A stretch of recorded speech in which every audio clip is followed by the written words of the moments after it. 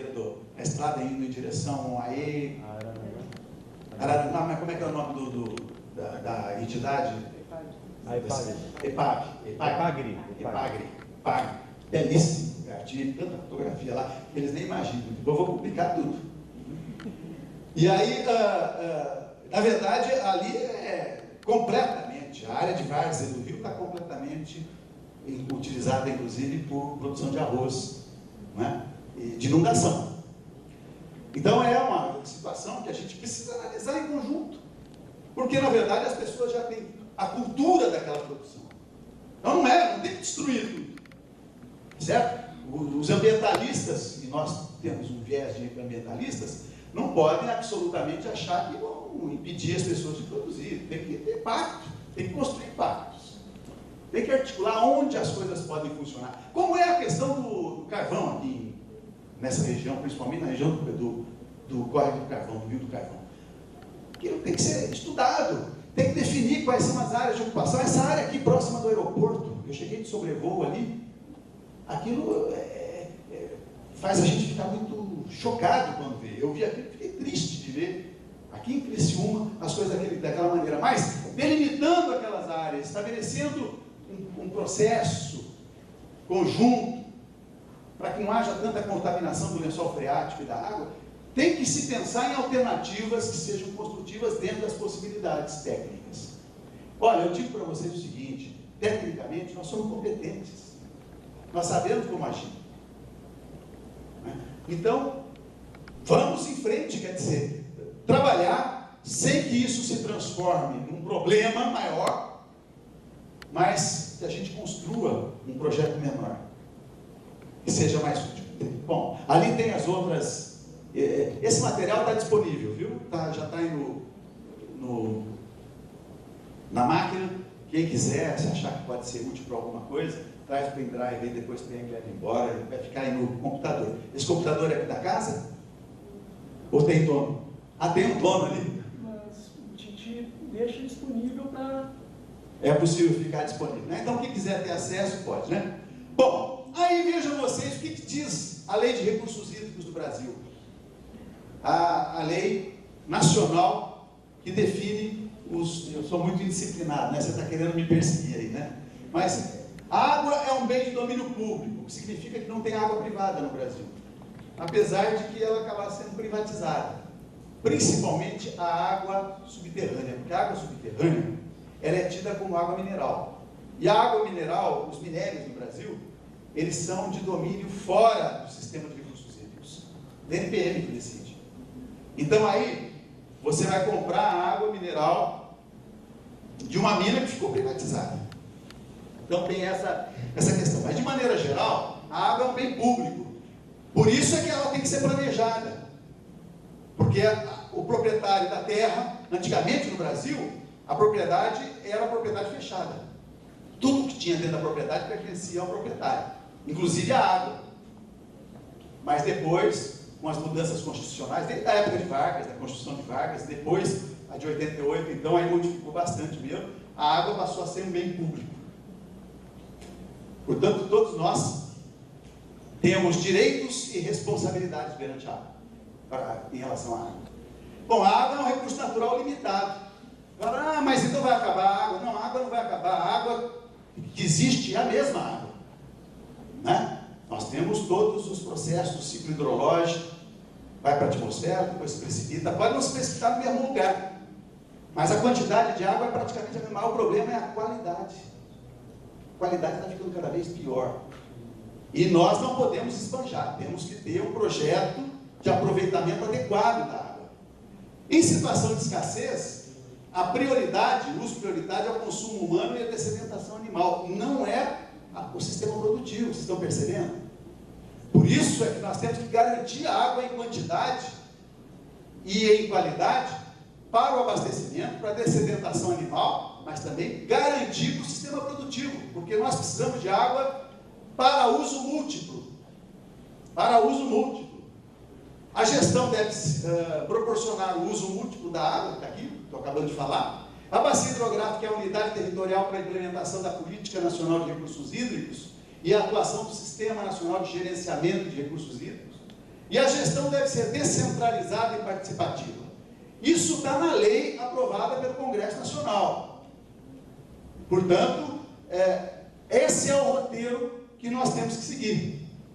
E aí, nós temos que, como objetivo, assegurar a atual e as futuras gerações a necessária disponibilidade de água. A gente tem que aprender mais uma vez que, na verdade, a água e a natureza, o planeta Terra, nos é emprestado. Nós vamos ter que devolver para as futuras gerações, não é isso? Nós temos que entregar. Nós não podemos entregar uma coisa pior do que nós recebemos. Como é que nós vamos fazer com que a nossa natureza, o nosso território, tenha melhores condições para as futuras gerações? Esse é um papel indispensável que nos cabe.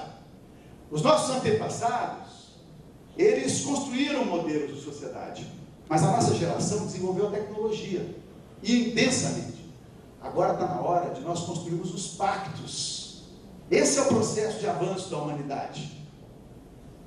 Tecnologia está disponível, agora nós temos que construir o nosso pacto de vida, de civilização, e consequentemente assegurar às futuras gerações as condições adequadas de vida. A utilização racional e integrada dos recursos hídricos inclui o transporte aquaviário com vistas ao desenvolvimento sustentável. E olha, o desenvolvimento sustentável não é apenas o desenvolvimento sustentável ambiental, porque muitas vezes a gente ouve dizer assim, não, mas desenvolvimento sustentável só está falando da questão ambiental. Não, é desenvolvimento sustentável econômico também, social. Portanto, o desenvolvimento sustentável, ele implica em atividades que perpetuam a sociedade, a vida humana no planeta, mas também garante condições do sistema produtivo para a geração de emprego, para a qualidade de vida. E aí, então, eu fico pensando exatamente nisso. Não é o caso de Criciúma, da região articulada, pensar que política de desenvolvimento ela quer. Para que direção vamos caminhar? Vamos continuar só fazendo as coisas de maneira aleatória, aparentemente obedecendo os caminhos da natureza? Olha, pessoal, quando são relações sociais, não é a natureza que decide, são as ações políticas, são as nossas ações. Eu, quando estou falando em política, eu não estou falando em partidária. As nossas ações, as nossas decisões, que são políticas. Nós somos seres sociais, nós temos que decidir para onde nós queremos caminhar. Isso é muito importante. A prevenção e a defesa contra eventos hidrológicos críticos de origem natural. Nós vimos descendo hoje da televisão e vendo, quer dizer, o setor de Criciúma, na parte do fundo do vale. Fundo do vale. Então aquela água toda que tem lá de cima, vem para lá, vem para dentro de Criciúma. E evidentemente que vai dar enchentes. Qual é o projeto que a gente tem para drenagem urbana? Então são assuntos da maior importância. Eu vou daqui a pouco interromper, porque eu estou vendo que eu estou exagerando no tempo, mas eu queria só que vocês conhecessem aí como é que é a articulação da legislação brasileira em relação aos recursos hídricos. Nós precisamos regularizar os usos, e aí precisa de cadastro e outorga. Precisamos saber quem é. Precisamos pensar no enquadramento dos nossos corpos de água, classe 1, classe 2, classe 3, e aí nós vamos definir outorga. Se eu tenho um cadastro, tenho a definição do enquadramento, eu posso definir que tipo de outorga deve ser dada, coletivamente, pactuado. E aí, então, quem precisa de água, tem que ter água. Quem não precisa de água, cede aquilo que tinha solicitado para outros. Quando nós fizemos a outorga no sistema Cantareira, as pessoas puderam, quando nós fizemos o plano e ia implantar a cobrança pelo uso da água, nós pedimos para que quem tinha já a outorga fizesse uma análise se precisava de toda aquela água mesmo. A quantidade de gente que foi lá e disse assim, eu não preciso disso aqui tudo. Eu tinha pedido tantos metros cúbicos de água por minuto, eu não vou precisar usar isso, vou reduzir. E reduziu. Por quê? Porque aí dá para construir um pacto para que outros também se utilizem da água. Né? E aí são coisas interessantes e com possibilidade. Bom, aí tem que ter o sistema de informações, a questão da alocação da água vai em função do cadastro autógrafo do enquadramento. A cobrança pelo uso da água, mais uma vez eu queria dizer para os senhores, ela não pode ser entendida como imposto, ela não pode funcionar como imposto. E ela só pode funcionar se o recurso vier inteiro devolvido para a bacia. Inteiro. E os senhores saibam que a manutenção administrativa dos comitês não pode custar mais do que 7,5% do que é arrecadado. O limite é 7,5%. Portanto, é uma burocracia absolutamente enxuta para garantir que o recurso seja utilizado nos projetos de qualidade de água e de quantidade de água e disponibilidade. E claro que quando você tem a regularização, aí você passa a ter a fiscalização e o monitoramento. Bom, essa é uma fotografia lá, assim.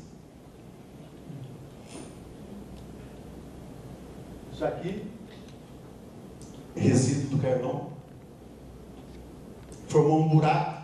Se vocês vão observar aquela cor da água, não é a cor de água que a gente possa beber, com certeza. Outro. Podem ter certeza que essa água está chegando aqui. Assim, e acumulando com outros, porque é um processo cumulativo, com outros lançamentos. Aí somos nós, exatamente olhando esse lugar, o Zeca e a Rosa. Eu não ia deixar de postar ali. Tá. Então, nós estamos mostrando isso e perguntando para vocês, para encerrar minha fala, que tal se as bacias dos rios Araranguá e Rio Uruçanga decidirem por construir um Pacto Regional de Desenvolvimento Sustentável, social, econômica e ambientalmente, considerando a água como centro dessas políticas de sustentabilidade? Por que não?